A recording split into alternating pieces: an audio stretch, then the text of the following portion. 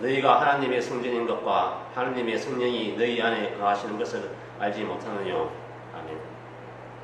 할렐루야. 하나님 아버지, 위대하고 강하시고 전지전능하시고 무죄부재하시며 노하기를 더디하시는 하나님 아버지, 감사합니다.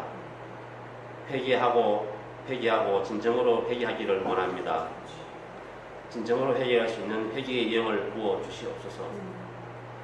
주님 말씀대로 순종하며 살지 못함을, 하나님보다 세상을 더 사랑했음을, 하나님보다 육신의 쾌락과 정욕을 쫓아 살아가며 물질을 더 사랑하고 나의 자존심만 내세우고 교만하게 날마다 저를 자랑하고 살았음을 회개합니다.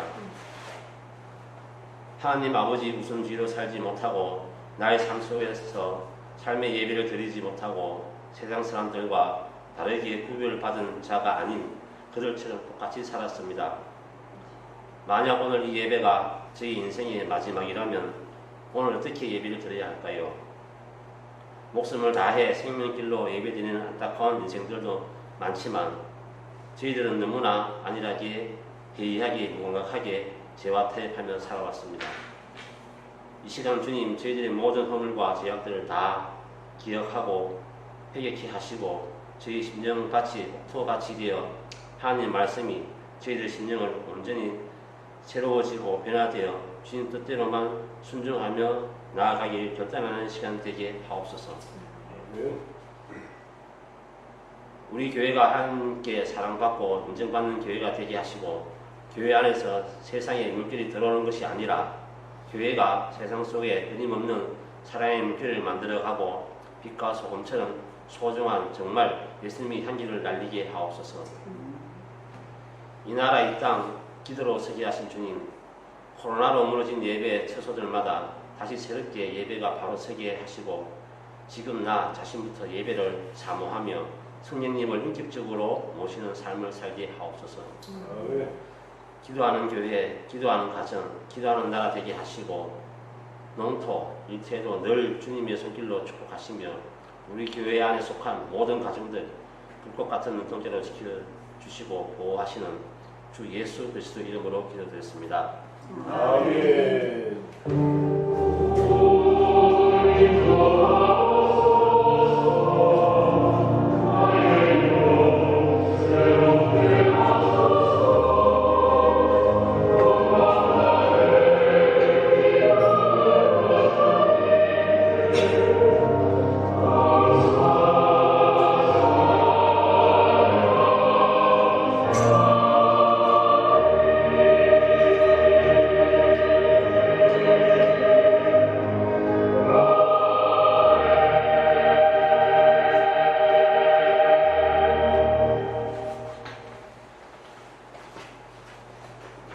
봉헌 찬송 365장 찬양합니다.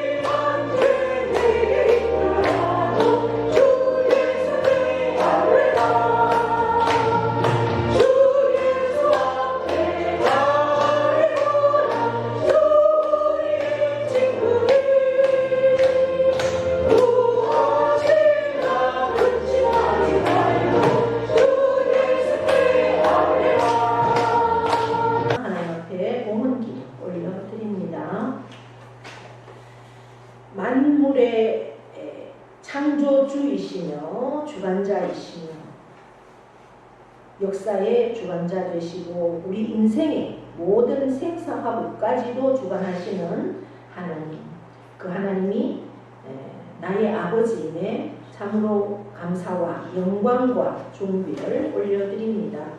저희 삶의 주관자요 주인 되신 그 주님, 그 주님을 인하여서 우리가 늘 감사할 수 있고 행복하며 하나님의 찬양으로 우리의 삶을 올려드릴 수 있음에 또한 감사를 드립니다.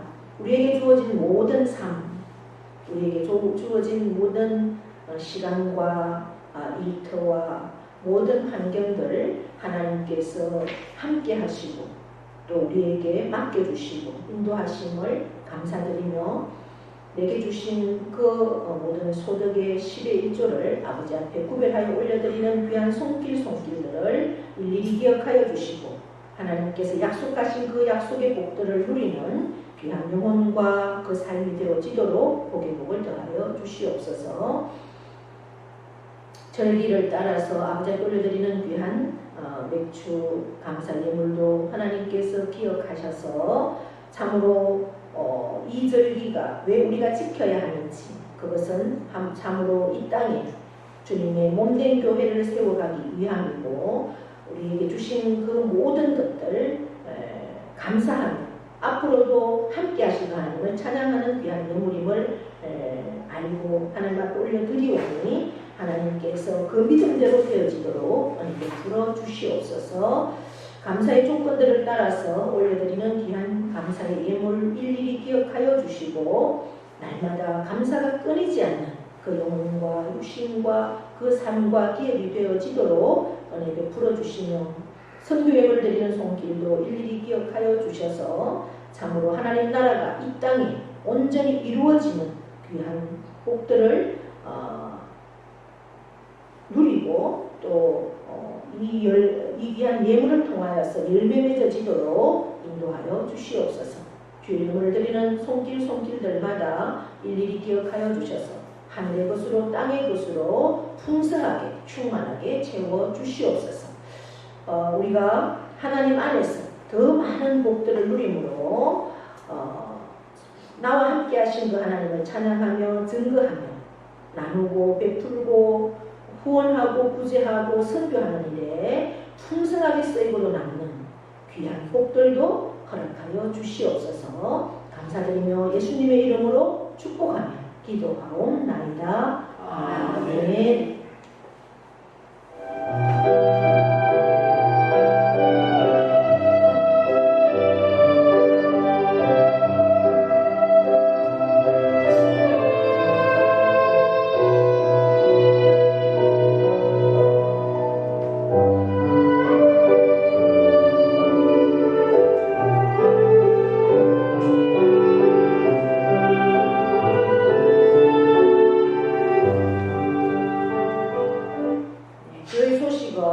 주보를 참고해 주시고요. 지금 장마 기간입니다. 표현하기를 극한 장마다 이렇게 표현을 하더라고요. 저도 뭐 그전에는 제가 잘 모르겠지만 제가 우리 공금서구교회에 온 지가 2010년에 왔으니까 13년이 되었는데 그동안에 이 정도로 왔는 비는 제가 만나지를 못했던 것 같습니다. 이 장마로 인해서 많은 인명사고도 있고 피해도 있습니다. 안전관리 주의를 잘 살펴보시고 그나마라도 이쪽은 비가 또 좀 오다가 묵고 해서 큰 피해는 없어서 감사합니다. 제가 이제 이 장마 가운데 제가 전에는 계속 이 제습기로 예배당을 제습을 시켰거든요. 근데 올해는 한 번밖에 안 시켰어요. 문을 안 열고 계속 문을 다 닫고 했더니 지금 어떻습니까? 습하지 않죠? 예. 그게 이 편백의 효과더라고요. 저희가 이제 다 현관하고 예배당을 편백으로 한 지는 이제 꽤 몇 년이 되었는데 이번에 임직식을 앞두고 이 앞에 부분도 편백이 아니었거든요. 미송이었어요. 그래서 편백으로 새로 붙였습니다. 그랬더니 이것이 굉장히 효과가 큰 것 같아요. 이 나무가 습기를 다 빨아들이거든요. 그래서 제가 문을 다 닫아놨다가 어제는 현관문을 열고 들어오니까 편백 냄새가 얼마나 향기로운지 그래서 편백 효과가 이렇게 좋구나 해서 제가 창문을 열지 않고 계속 꼭 닫고 근데 오늘도 굉장히 이렇게 쾌적하게 이렇게 예배를 드릴 수 있어서 감사합니다. 교회 소식 중에 7번에 보시면 영어 통일 캠프에 대해서 제가 교회 소식을 올렸습니다. 영어 통일 캠프는 내일부터 21일까지 한 주간 동안 남북한 청소년들을 대상으로 캠프를 합니다. 성경 캠프입니다. 영어로 하는 성경 캠프. 이제 저희 아들이 이를 기획을 하고 캠프를 진행을 하고 합니다. 그래서 기도를 부탁을 해서 여러분들도 한 주간 동안 기도해 주십사 하고 제가 이렇게 올렸습니다. 오늘 아침에 다시 기도 제목을 전해왔습니다. 12개국 청소년들이 와서 함께 한다고 합니다. 특별히 이제 유대인이 우리 크리스찬 기독교 개종해서 예수님을 믿는 그러한 청소년도 함께 한다고 합니다. 그리고 미국, 일본, 그 다음에 이스라엘, 중국, 북한, 지금 전쟁 중인 나라들, 우크라이나 12개국의 청소년들이 우리나라와 함께 그렇게 운동합니다. 이 일을 위해서 가장 먼저는 성령으로 이 청소년들이 하나가 되어서 하나님의 그 복음 안에서 하나님의 뜻을 이루어가기를 원하는 그러한 캠프입니다. 특별히 통일의 주 목적을 두고 오늘 제가 방송을 우연히 이렇게 유튜브에서 듣다 보니까 지금 현재 법무부 장관인 한동훈 법무부 장관이 우리나라의 기업인들 100대 기업인들을 대상으로 거기에 하는 포럼에 초청을 받아서 하는 그 시간에 제가 잠시 들었습니다. 그 기업인들을 대상으로 하는 그 시간에 그 한동훈 법무부 장관이 하는 얘기가 우리나라가 이제 인구 감소가 계속해서 일어나고 있습니다.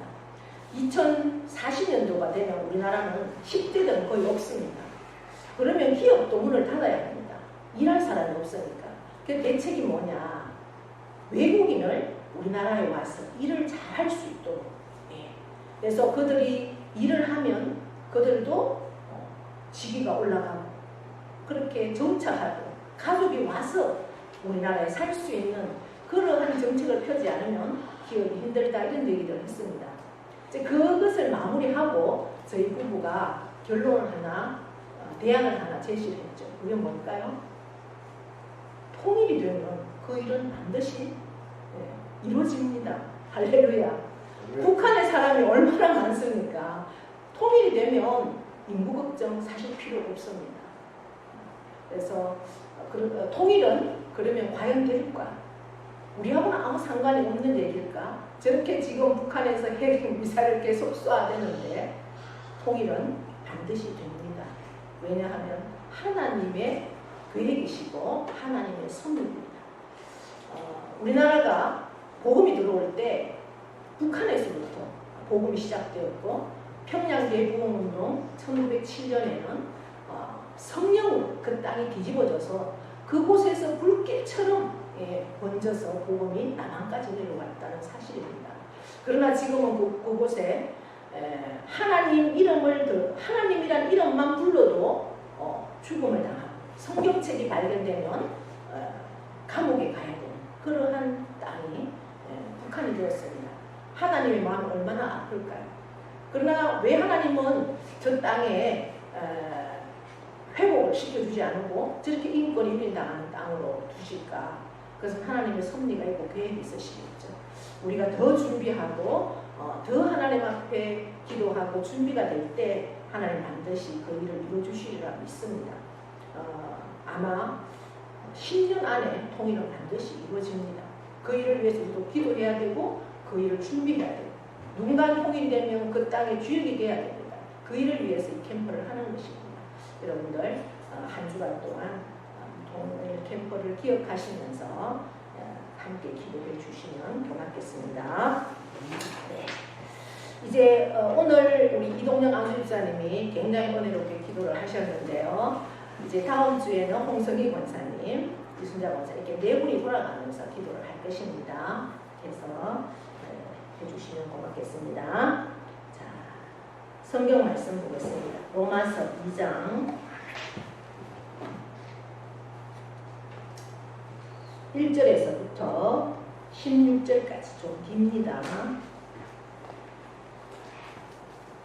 로마서를 제가 한 줄도 빼지 않고 끝까지 함께 말씀을 나누기를 제가 원하고 이렇게 설교를 준비를 합니다. 그래서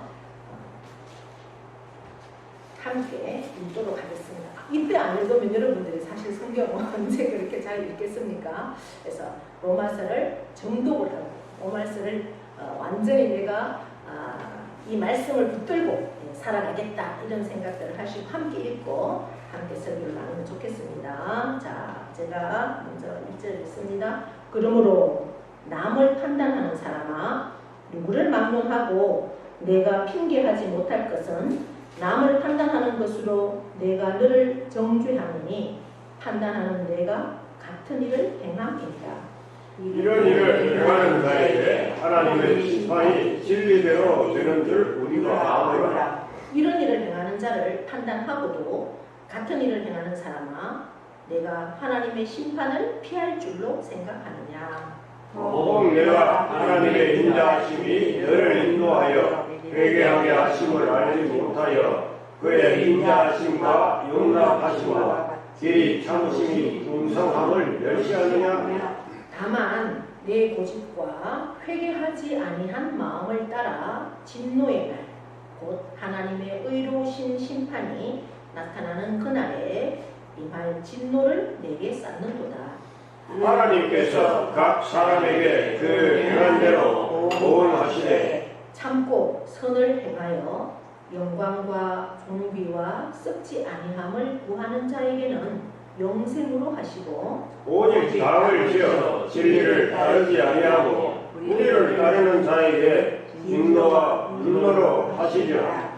악을 행하는 각 사람의 영에는 환난과 곤고가 있으리니 먼저는 유대인에게요 그리고 헬라인에게며 선을 행하는 각 사람에게는 영광과 존귀와 평강이 있으리니 먼저는 유대인에게요 그리고 헬라인에게라.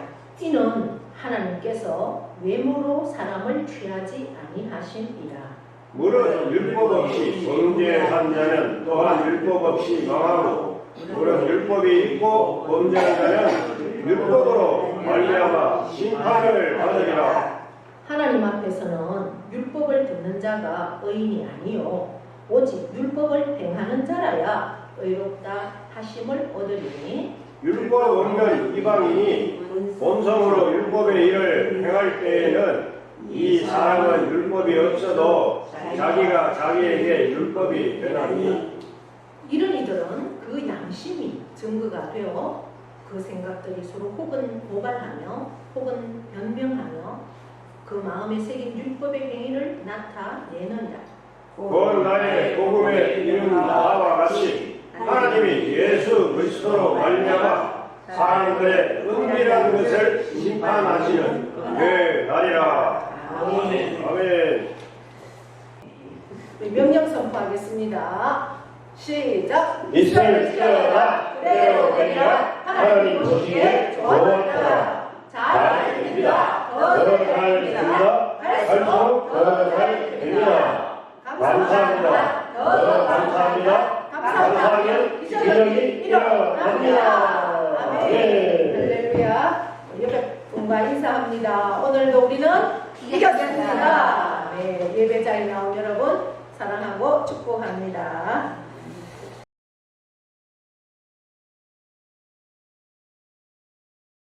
그런데 그 판단하는 사람을 또 누가 판단할까요? 하나님이 판단하신다는 겁니다.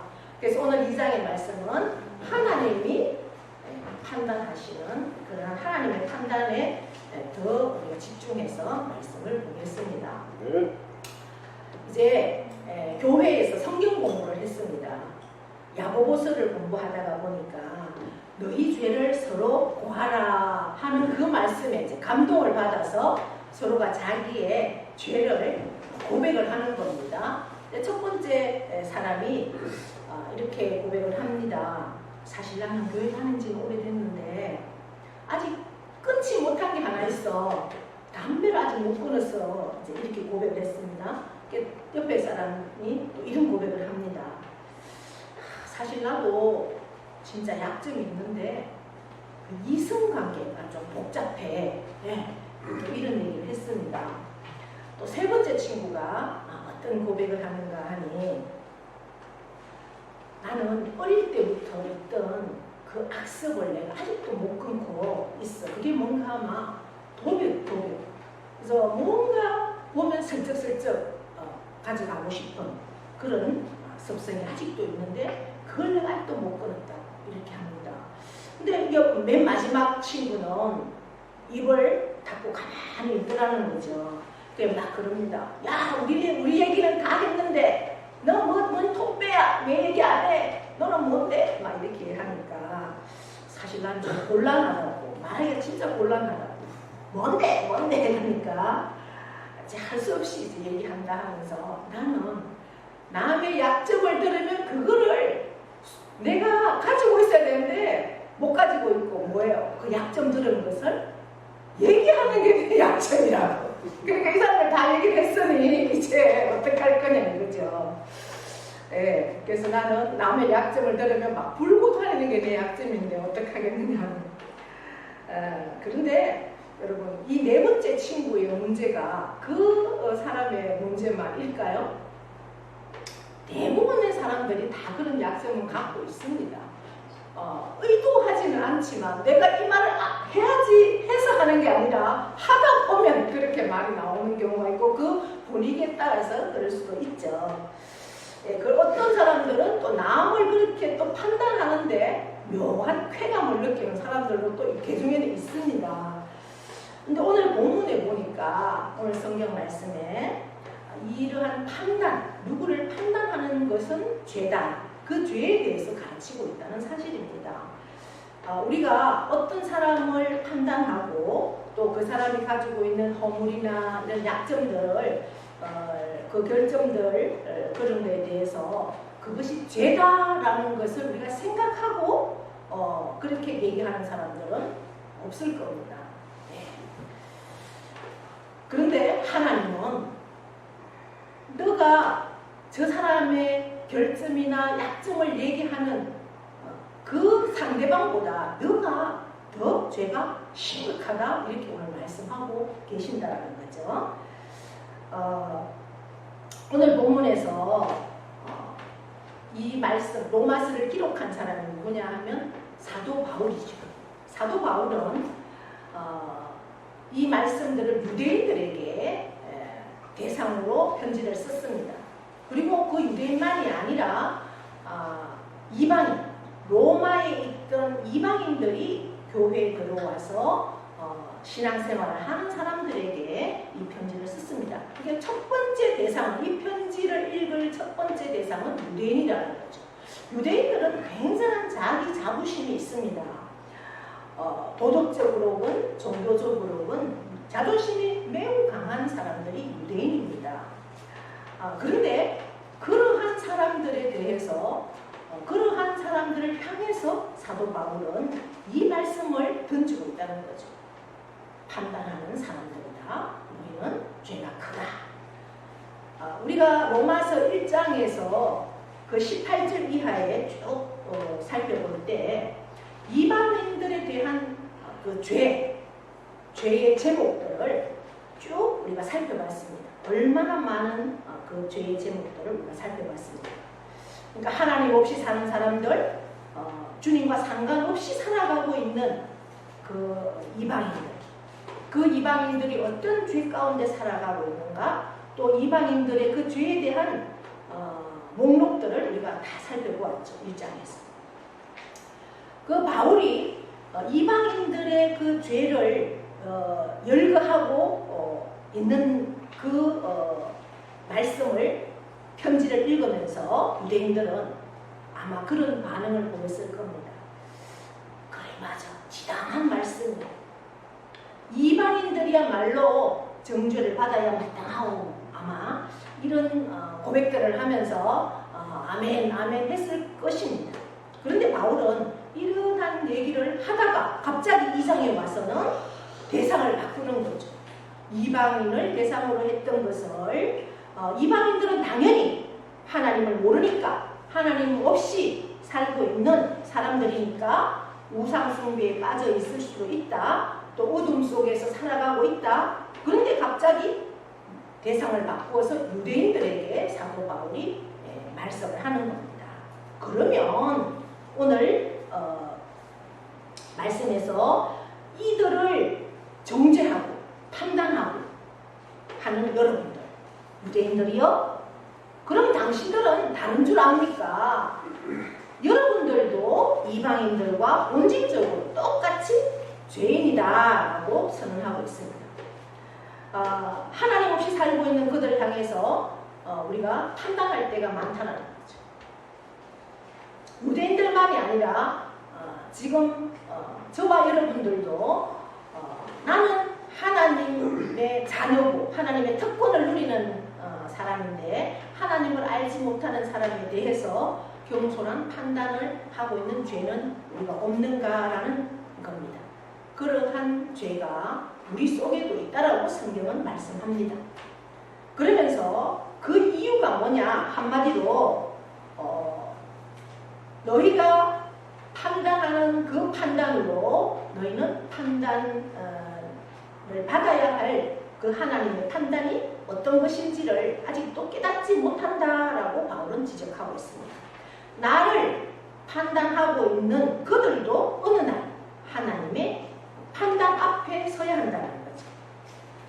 주님께서 우리를 판단하실 때 하나님께서 저와 여러분을 판단하실 때 하나님의 판단은 어떤가? 오늘 본문에서는 세 가지를 말씀하고 있습니다.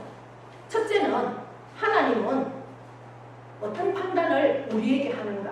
진리대로 판단하신다는 겁니다. 이렇게 시작합니다. 1절 한번 읽어보실까요? 그러므로 남을 판단하는 사람아 누구를 막론하고 내가 핑계하지 못할 것은 남을 판단하는 것으로 내가 너를 정죄하리니 판단하는 내가 같은 일을 행하느니라. 이러면서 이런 일을 행하는 자에게 하나님의 심판이 무엇대로 진리대로 되는 줄 우리가 안다. 이렇게 하는 겁니다.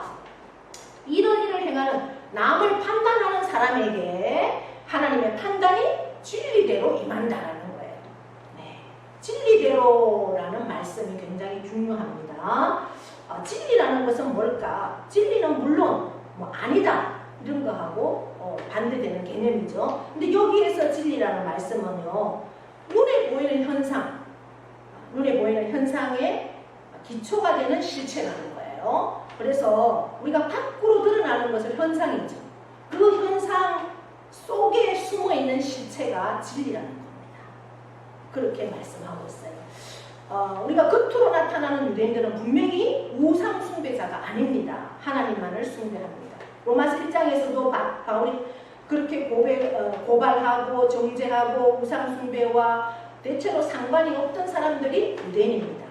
현상만으로 그냥 겉으로 드러나는 모습만으로 보면 그렇다라는 거죠. 그런데 그러한 부분에서 유대인들은 성적으로도 타락되지 않은 그러한 모습입니다. 동성연애 하지 않습니다. 그때 많이 했던 동성연애가 유대인들은 하지 않습니다. 상상도 할 수 없습니다. 또 이웃에 대해서 잔인한 범죄, 요즘 10대가 10대를 죽이는, 그것도 토막살인하는, 그리고 아이를 낳았는데 아이를 그냥 그대로 냉동고에 넣어서 죽여버리는 너무나 끔찍한 세대가 이 세대인데 그때도 그러한 일들은 있었던 것 같습니다. 이러한 범죄를 유대인들은 않는다라는 거죠. 예. 그래서 이러한 현상 때문에 유대인들은 우리는 이방인과는 다르다. 우리는 하나님 없이 살고 있는 저 로마인들, 살아계신 하나님을 모르는 이방인들, 우리는 그들과는 본질적으로 다르다. 이런 것을 늘 자부하고 있었던 겁니다. 그런데 바울은 그 현상, 밖으로 드러나는 그 모습만 보지 않는다라는 거죠. 현상의 밑바닥에 숨어있는 실체를 본다는 겁니다. 그리고 그 실체의 면에서 파악할 때 유대인들이요, 당신들도 이방인과 똑같이 본질적으로 죄인이다 라고 선언하는 겁니다. 그것이 바울의 지적입니다. 살인하는 죄는 없지만 그 살인의 죄를 야기시키는 동일한, 예수님은 뭐라고 했습니까? 마음으로 짓는 죄도 살인이다. 그렇게 했죠? 네. 형제를 낙하라 하는 자는 살인하는 자다. 이렇게 했습니다. 바로 그 말씀을 하고 있는 거죠. 미워하는 것도 살인의 죄가 된다. 마음으로 미워하는 것도 살인이다라고 말하는 겁니다. 그러면서 그들은 현상으로 밖으로 드러나는 간음하지는 않습니다. 내 남편을 두고 다른 여자와 간음하지 않고 내 아내를 두고 다른 남자와 간음하지 않습니다. 그러나 음욕을 품는, 다른 남자를 보고 다른 여자를 보고 음욕을 품는 것, 그것이 바로 간음이다라고 예수님은 말씀하는 겁니다. 동성연애 상상도 할 수 없는 그러한 현상입니다. 하지 않습니다. 그러나 그 성을 가지고 도착적인 그러한 흥미를 갖고 즐기는 것, 그것도 동성연애다. 그게 합당한 죄다라고 지적한다는 겁니다. 그래서 남을 정죄하는 사람이요, 남을 판단하는 그것으로 내가 너를 정죄함이니 판단하는 너가 같은 죄를 범죄하고 있기 때문이다. 이렇게 말씀하고 있다라는 겁니다. 그래서 현상만으로 판단하지 마라.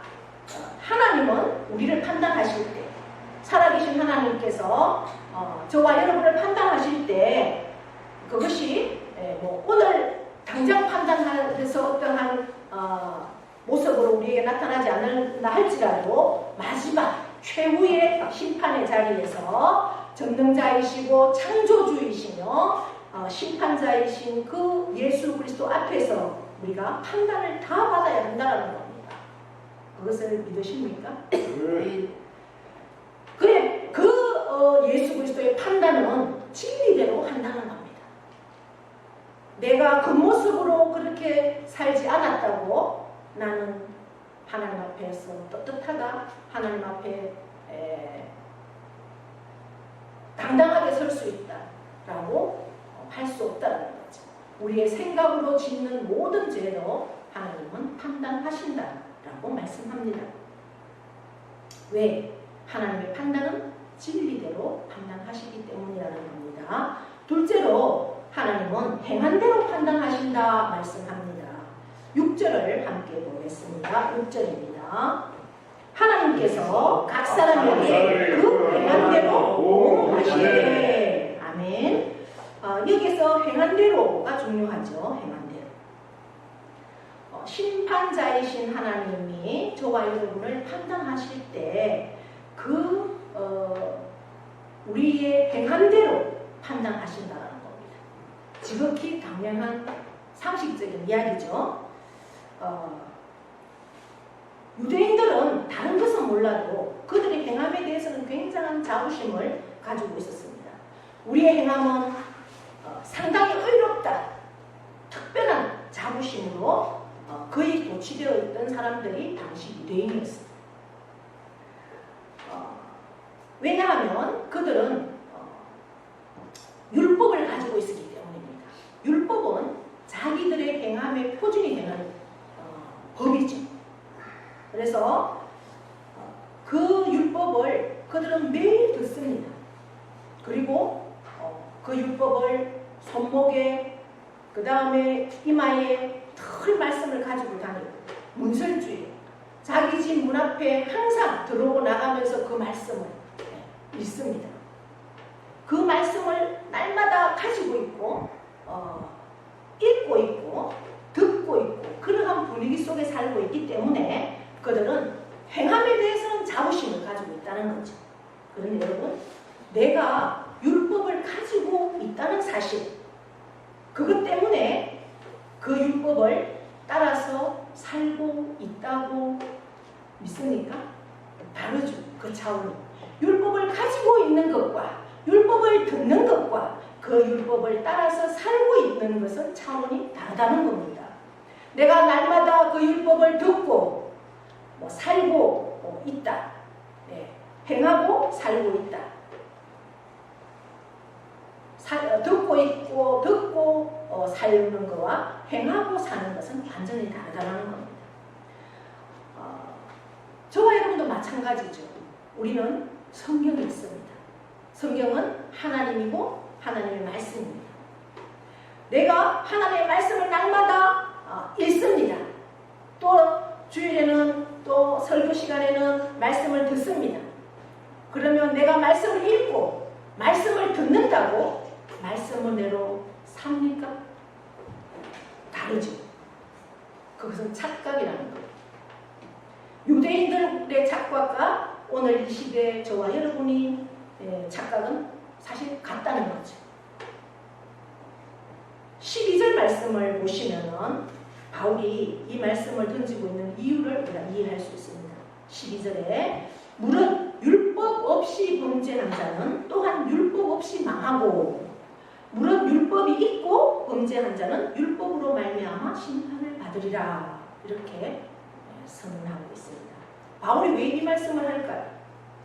그들에게 율법이 있기 때문에 하나님의 율법, 모세를 통해서 전달된 그 토라, 그것을 자랑하고 있다는 겁니다. 중요한 것은 율법을 가지고 있는 것, 율법을 소유한 것이 중요한 게 아닙니다. 뭐가 중요할까요? 율법대로 살고 있는가가 중요하다는 겁니다. 우리가 그 율법대로 살지 못할 때 그들이 자랑하고 있는 그 율법이 오히려 그들을 판단하는 잣대가 될 수밖에 없다라는 거죠. 그 율법 때문에 오히려 망할 수 있다라는 겁니다. 그 율법에 의해서 심판받을 수 있다라는 겁니다. 그렇다면 율법 없이 율법을 모르고 살고 있는 이방인들은 그러면 심판의 대상이 아닐까요? 오늘 성경은 분명히 그 이방인들에게도 말씀하고 있습니다. 여러분 14절 15절 보시면 율법 없는 이방인들에게는 무엇으로? 본성으로 율법의 일을 행할 때는 이 사람은 율법이 없어도 자기가 자기에게 율법이 된다 그랬습니다. 이런 이들은 뭐가 증거가 될까요? 양심이 증거가 된다는 겁니다. 그 생각들이 서로 송사하고 혹은 변명하고 그 마음에 새긴 율법의 행위를 나타낸다라고 하십니다. 율법은 결국 두 가지로 나눌 수 있다는 거죠. 율법은 어떤 두 가지로 나눕니까? 하라, 하지 마라 이렇게 두 가지로 나눕니다. 양심도 비슷한 기능을 나타내고 있습니다. 아, 내가 이걸 해야 할까? 말씀이 없던 사람도 내가 이것을 해야 할까? 하지 말아야 할까? 라는 그 양심을 항상 가지고 있다는 겁니다. 양심은 그래서 기록되지 않은, 쓰여지지 않은 율법이다라고 우리가 볼 수 있다는 거죠. 그래서 이방인들, 예수님을 알지 못하는, 말씀을 알지 못하는 사람들의 경우는 이 양심의 법에 의해서 심판을 받는다는 겁니다. 우리가 이런 질문들을 많이 했습니다. 아주 옛날 우리나라에 복음이 들어오기 전에, 지금도 아직도 복음을 듣지 못하는 사람들, 그 이전에 복음을 몰랐던 사람들은 그러면 어떻게 합니까? 그들은 다 지옥을 갑니까? 그런 질문을 많이 했었습니다. 이 말씀을 모를 때. 하나님, 그 부분은 하나님이 하실 수 있는 거죠. 우리는 뭐라 정확한 대답을 할 수가 없습니다. 그런데 이 말씀의 근거에 볼 때는 하나님은 그 복음을 알지 못했던 자들은 무엇으로 판단을 하실까요? 양심의 법. 그들이 어떠한 삶을 살았는가에 대한 판단을 하신다라고 우리가 볼 수 있겠습니다. 그래서 이 이방인들의 경우 양심의 법에 의해서 심판을 받는다라는 거죠. 그 율법을 소유하고 말씀을 소유하고 성경을 내가 가지고 있느냐? 성경을 많이 읽느냐? 말씀을 많이 듣느냐? 중요한 것이 아니라 뭐가 중요하다고요? 그 말씀대로 살았느냐가 중요하다는 겁니다. 우리가 성경을 가지고 있고 말씀을 듣는다는 것은 굉장한 특권입니다. 하나님을 아버지라고 부를 수 있는 특권. 그런데 이 특권 주어졌다는 그 특권을 우리가 누린다는 것은 그대로 살아낼 때 누릴 수 있다는 겁니다. 13절 말씀을 한번 보실까요? 하나님 앞에서는 율법을 듣는 자가 의인이 아니고 오직 율법을 행하는 자가 의롭다 하심을 얻으리니. 그렇습니다. 항상 율법을 말씀을 많이 듣는 분위기 속에서 살고 있기 때문에 내 삶이 그렇다 착각을 하는 겁니다. 나는 교회 다니기 때문에 내 삶이 그렇다 착각하고 있다는 거죠. 그런데 하나님은 반드시 판단의 때가 있으니 그 판단의 때를 준비해라. 그러려고 하면 너 삶과 너의 인격이 인격적으로 하나님 앞에 응답을 하는 삶을 살아야 한다. 말씀대로 살아야 한다. 그럴 때 주님 앞에 설 때, 심판의 주님 앞에 설 때 어떠한 모습으로 우리가 판단을 받을 수 있는가를 생각하고 남을 판단해라. 그렇게 말씀을 하는 겁니다. 그러면서 우리의 행함대로 하나님 앞에 설 때 우리가 어떻게 행했느냐에 따라서 그 행함대로 우리가 판단받고 심판받는다라는 말씀을 하고 있습니다. 세 번째, 어떤 말씀을 하고 있습니까? 우리 주님은 은밀한 것까지 판단하신다 이렇게 말씀합니다. 16절입니다. 16절 말씀입니다. 곧 내 복음에 있는 바와 같이 하나님이 예수 그리스도로 말미암아 사람들의 은밀한 것을 심판하시는 그 날이라.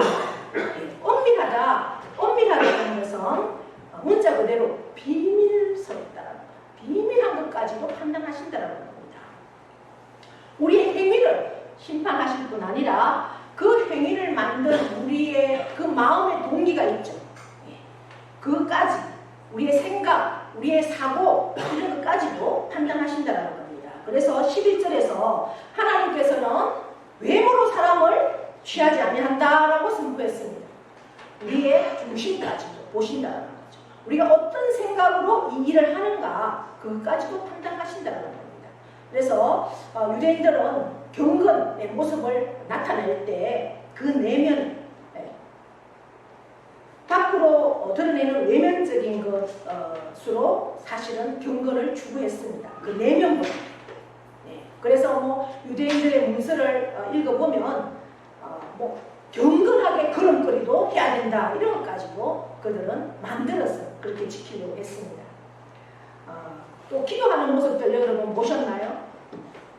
저는 유대인들이 기도하는 모습은 사실은 못 봤는데요. 이슬람 교도들은 기도하는 모습을 많이 봤습니다. 어떠한 모습이냐 하면 이제 자기들이 기도하는 시간이 있어요. 그러면 길에다가 뭘 하나 펴서 땅바닥에 이마를 완전히 대고 그렇게 기도합니다. 사람을 의식하지 않습니다. 그것이 어쩌면 경건의 모습이다 라고 그들은 생각하기 때문에 그렇게 하는 것 같습니다. 그렇다면 이 시점에서 우리는 어떤가? 우리가 평소에는 엉망으로 그냥 살다가 주일이 된다. 그러면 주일 아침에 당장하고 성경책 가지고 경건하게 이제 교회에 옵니다. 그러면 그것이 우리를 경건하게 만들까요? 경건의 외면성, 모습은 우리가 갖추었다 할지라도 내면은 어떤가? 그것을 우리가 말씀을 통해서 봐야 한다는 거죠. 내면이 비어있는 사람일수록 오히려 외면을 치장한다는 사실입니다.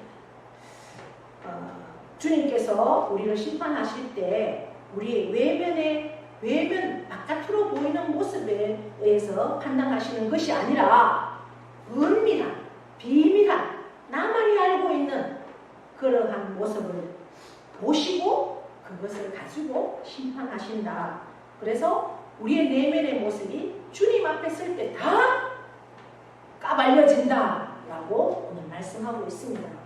그래서 16절에 우리가 아까 읽었지만 곧 내 복음의 이름과 같이 하나님이, 그러니까 하나님이 심판하는 게 아니라 그 심판의 권한을 예수님에게 주셨다는 거죠. 예수 그리스도로 말미암아 사람의 은밀한 것을 심판하시는 그날이다. 그날, 심판의 날, 그죠? 그래서 내 생각이 그때는 드러나고 내 동기가 드러나고 내가 가장하고 있었던 내 밑바닥의 모습들이 다 적나라하게 드러나는 그날 그 엄밀한 것에 의해서 그분이 나를 심판하신다, 이렇게 말씀하고 있습니다. 하나님의 판단은 진리대로, 행한 대로 우리의 엄밀한 것까지 판단한다는 것입니다. 반드시 우리는 심판의 그날, 그 심판대 앞에, 주님 앞에 서야 합니다. 오늘 본문은 우리에게 어떤 도전을 요구하고 있습니까? 남을 쉽게 판단하지 말아야 하고, 둘째로 자기 자신을 판단해야 한다는 거죠. 자기 자신, 나를 잘 성찰해야 한다. 주님 앞에 서는 그 시간을 우리가 생각하면서 그래서 우리를 회개하는 자리, 남을 판단했다라면, 또 내가 그만큼 성찰하지 못했다면 회개하는 자리까지 우리를 인도한다는 거죠. 그 회개의 자리를 우리에게 안 주시면 우리가 방법이 없잖아요. 그러나 나를 돌아보면서 말씀 앞에 다시 회개하고 새롭게 태어나서 내 삶에 있어야 할 진정한 그러한 변화, 하나님이 기대하는 그 바람직한 성숙을 위한 자기 성찰, 내 비판은 많이 해야 된다. 나를 성찰하고 나를 판단하는 것은 많이 해야 된다. 그래서 사람들은 나를 모르지만 내가 창조주 하나님 앞에 섰을 때 나는 죄인이라는 사실을 날마다 고백하면서 회개에 합당한 열매를 맺어야 한다라고 말씀하시고, 그 회개를 통해서 반드시 그 열매를 맺도록 인도하신다라고 오늘 말씀하고 있습니다. 바로 4절이 그 말씀입니다. 4절 함께 읽어보실까요? 너를 인도하여 회개케 하심을 알지 못하여 그의 인자하심과 용납하심과 같이 참으심의 풍성함을 멸시하느뇨. 예, 그렇게 말씀하고 있습니다. 오늘도 우리를 기다리시고 인내하시고 참으신 하나님, 그 하나님이 우리의 회개를 거절하지 않는다라고 합니다. 5절에 말씀하고 있습니다. 다만 내 고집과 회개하지 아니한 마음을 따라 진노의 날 곧 하나님의 의로우신 심판이 나타나는 그날에 이 말 진노를 내게 쌓는도다. 결국은 뭐예요? 하나님은 계속 참았고 기다리셔요. 우리는 회개하고 돌아오기를. 그런데 우리는 회개하지 않고 계속 그 심판의 진노를 계속 우리가 쌓아간다, 이렇게 말씀하고 있습니다. 왜? 회개를 거절하기 때문에. 선택은 분명합니다. 우리를 판단하시는 하나님 앞에 서서 내가 죄인됨을 그분 앞에 드러내고 하나님의 긍휼과 또 용서하심을 구하고 예수님을 나의 주인으로, 그래서 나의 삶의 한복판에 그 주님을 모시고 전적으로 의지하는 삶을 살아라, 오늘 우리에게 말씀합니다. 그것을 우리가 거절하시겠습니까? 아니면 주님 앞에 온전히 서는 저와 여러분 되시겠습니까? 그것은 저와 여러분의 선택이요, 결단입니다. 이 선택과 결단, 한 주간 여러분 주님 앞에 이 말씀을 붙들고 진노대로 행한 대로 비밀한 것까지도 판단하시는 그 주님 앞에 우리를 성찰하고 회개함으로 설 수 있는 우리 모두가 되기를 축복합니다. 하나님 아버지 고맙고 감사합니다. 오늘도 우리에게 귀한 말씀 주셨습니다. 다 함께 일어나셔서 결단의 찬송 찬양합니다.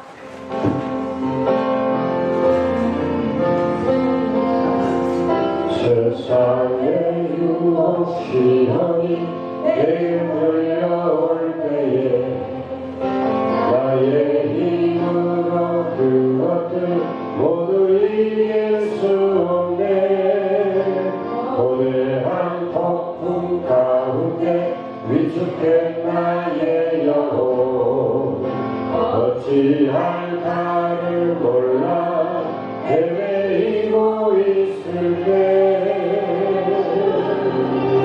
주를 찾아 손을 들고 찾아 전쟁은 나에게 속한 것 아니니 주를 찾아 손을 들고 찾아 전쟁은 하나님께 속한 것이. 이제는 우리 주 예수 그리스도의 은혜와 하나님 아버지의 크고도 영원하신 사랑하심과 성령님의 교통 위로하심의 역사가 오늘 말씀 앞에 선 저희들 참으로 그 진리대로 남을 판단하지 않게 하시고 그 행위대로 나를 성찰하는 시간으로 인도하심을 감사합니다. 이제 내게 비밀하고 은밀한 것까지도 판단하시는 그 주님 앞에 철저한 회개를 통하여서 주님 앞에 설 때 참으로 잘했다, 잘 살아왔다 칭찬받는 멸류관을 누리는 우리 모두가 되기를 결단하는 사랑하는 심령 위에와 그 가정과 자녀와 일터와 농토와 기업 위에 영원토록 함께 하시기를 축원하옵나이다. 아멘.